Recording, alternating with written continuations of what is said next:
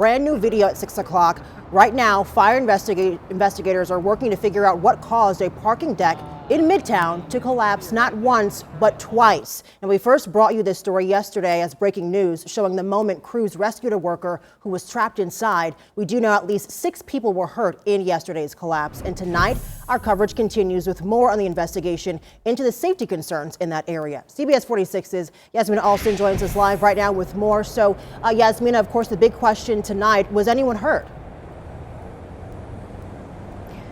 Well, Brittany, we know that one man has major injuries after the parking deck that you see behind me collapsed again. We saw the same thing happen yesterday. We do know that the man does not have life-threatening injuries. Now, here's what the Atlanta Fire Department tells us happened this time. They say that an interior beam fell 10 floors down, the worker falling with it. We're told that the workers were back inside of the structure trying to shore up the damage that we saw yesterday, and then the second collapse happened while they were doing that. Firefighters were able to get that man out. But again, now there's the question of concerns around how stable this structure is. Here's what the Atlanta Fire Department has to say about that.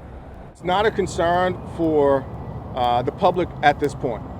Right now, as I said, we've closed off the streets around this area just in case. Because the building right now is unsound, is unsafe to enter, and possibly still poses a threat to collapse, we've closed off the building. We're asking that you please not come down here or drive past the structure. So we've moved everyone back. The only people in the area are people who are there to help facilitate fixing this situation.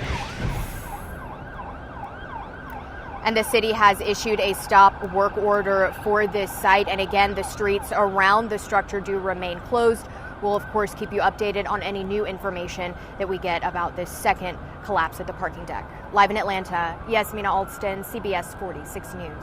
Yasmina, thank you for that update. And taking an in-depth look right now at recent crane collapses around the city. You may remember this back in April 2016 when a crane collapsed downtown. This construction was close to the Mercedes-Benz Stadium at the time, and nobody was hurt. It's scary, and I do look at it like, you know, what happens if it falls.